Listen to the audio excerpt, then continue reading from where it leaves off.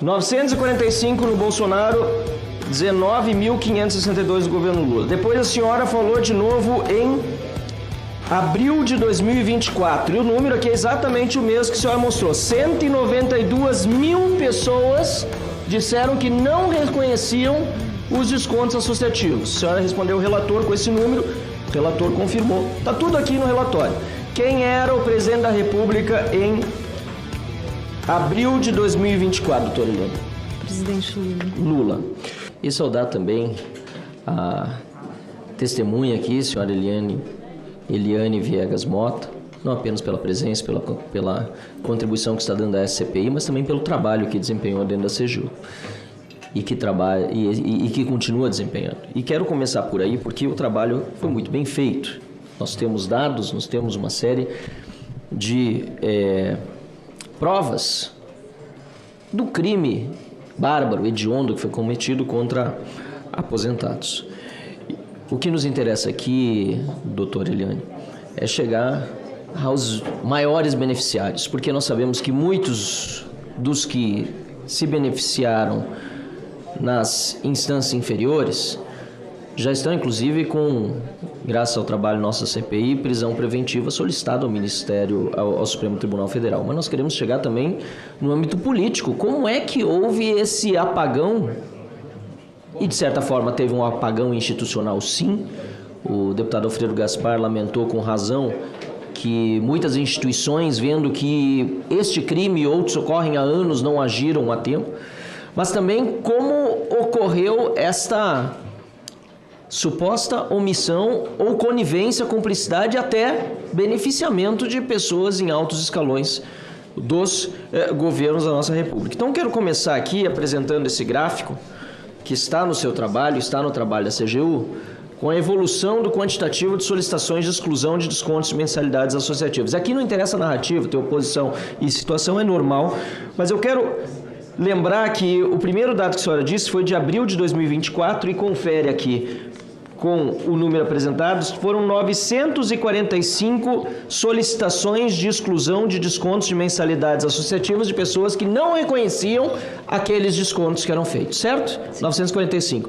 Quem era o presidente da República naquele ano em que 945 pessoas solicitaram exclusão de descontos de mensalidades associativas que não reconheciam, doutora Eliane?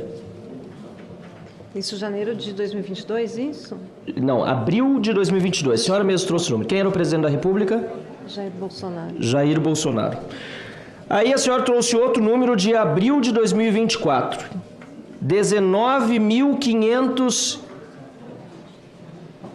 Perdão, abril de 2023. 19.562 pessoas solicitaram exclusão de descontos. Bate exatamente com os números aqui. Eu pergunto à senhora... Quem era o presidente da República em abril de 2023?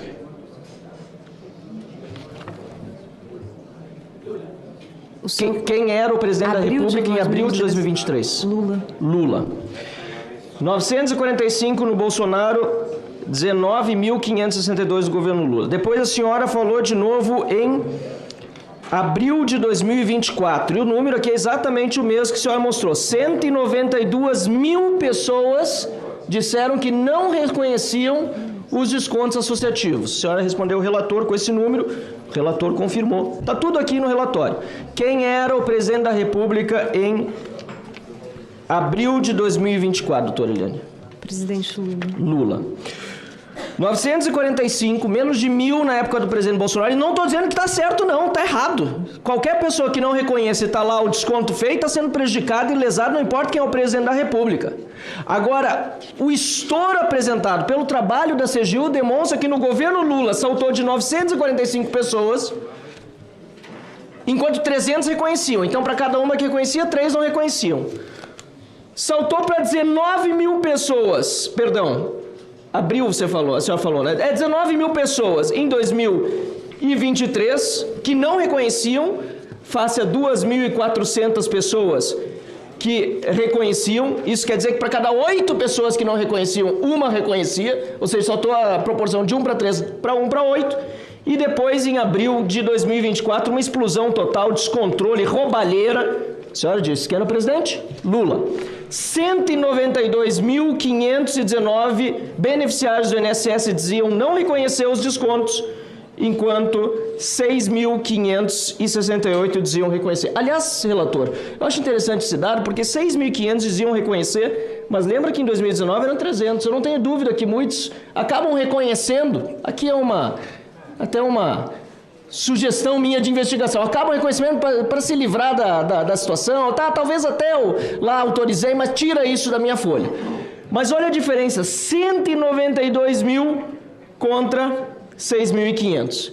Isso dá uma diferença de 30 vezes. Eu fiz o cálculo de cabeça rápido aqui, espero não ter errado. Mas para cada um que reconhecia, 30 não reconheciam. E esse trabalho foi graças à CGU, graças a outros órgãos que agiram. Também o advogado que esteve aqui conosco na semana passada.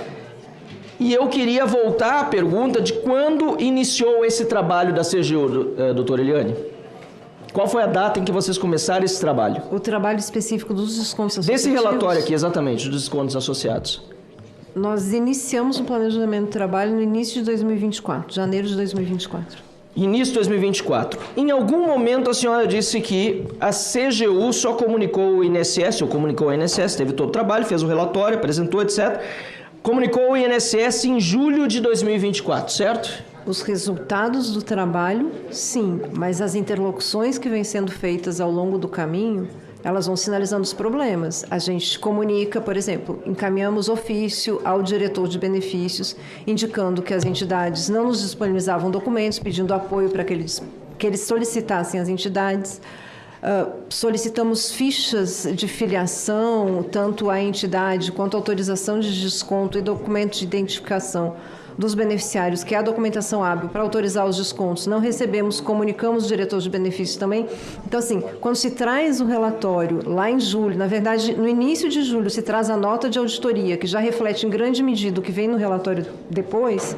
Ao longo de todo o percurso, nós temos várias interlocuções. E aí eu queria deixar aqui muito claro uma reunião que teve no dia 8 de maio do GTI Previdência. Foi uma reunião específica para tratar de descontos associativos, por tudo que vínhamos relatando a respeito, inclusive a reunião anterior do GTI, foi onde eu trouxe os resultados que nós já tínhamos, em que 100% dos aposentados entrevistados de diferentes entidades estavam reportando que não tinham descontos implementados. Pois bem. Então, assim, por mais que o relatório traga um resultado preliminar, como relatório no final de julho, as interlocuções vinham sendo feitas ao longo do trabalho com muita contundência. A senhora pode dizer que o ministro Vinícius Carvalho teve conhecimento desse relatório em julho de 2024? Não consigo afirmar. Eu não conversei com ele a respeito desse relatório, eu não consigo afirmar. A senhora não sabe, mas é um relatório assinado pela CGU, ou seja, sai de dentro do órgão que é de responsabilidade do ministro Vinícius Carvalho. Mas essa é a praxe, os documentos de auditoria e de fiscalização são concluídos na área técnica, encaminhados pela área técnica. Mas é público.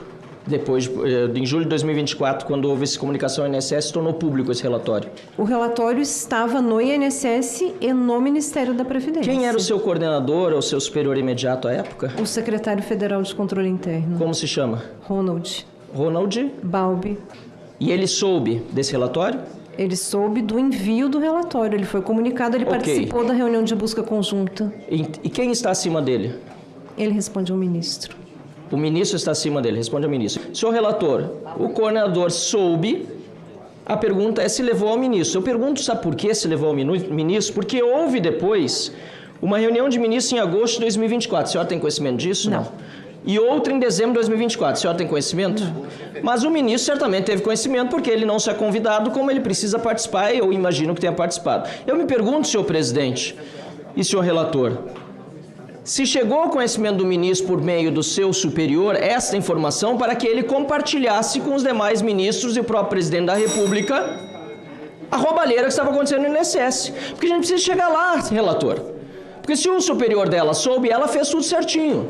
A servidora agiu corretamente. Informou o superior, aliás, um grupo de coordenação interno da CGU. Esse superior informou o ministro?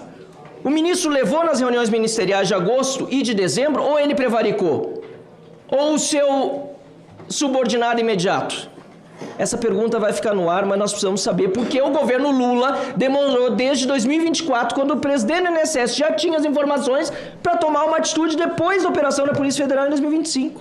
E a senhora trouxe outra informação relevante, que também nos foi apresentada pela defensora pública Patrícia Bettim, do grupo de trabalho. E eu perguntei à doutora Bettim se ela havia questionado a finalização daquele grupo de trabalho, que depois do escândalo, na minha opinião, deveria justamente ter se debruçado mais e não continuar suas atividades. A senhora sabe por que foi encerrado aquele grupo de trabalho? Eu tenho a documentação, eu posso pegar aqui. Nós recebemos uma comunicação formal que o grupo estava sendo encerrado, e eu vou pegar, mas existe uma resolução, me parece, pelo que foi escrito no ofício do Ministério Público Federal, de dezembro de 2024, que não mais constituiria grupos de trabalho com outras instituições. E nós, então, recebemos a comunicação de que o grupo de trabalho tinha sido encerrado. Quem era o coordenador do grupo de trabalho? Só com a tolerância, Vossa Excelência, 30 segundos. Quem era o coordenador do grupo de trabalho? A procuradora Zélia Perdona. Senhor presidente, senhor relator, eu gostaria de solicitar também a procuradora, é isso? Procuradora Zélia Perdonar. Eu acho muito importante que ela também venha a esta comissão, até para explicar o que esse grupo de trabalho fez e por que motivo, justo depois de eclodir todo o escândalo, decidiu-se por encerrar os seus trabalhos, porque era um momento justamente de continuar e fazer com que se chegasse até o fim, porque hoje quem está fazendo pelo grupo e pelo Brasil é essa CPI para investigar e punir os responsáveis do roubo dos aposentados. Mais uma vez, parabéns pelo seu trabalho, doutora Eliane, muito obrigado pelos esclarecimentos.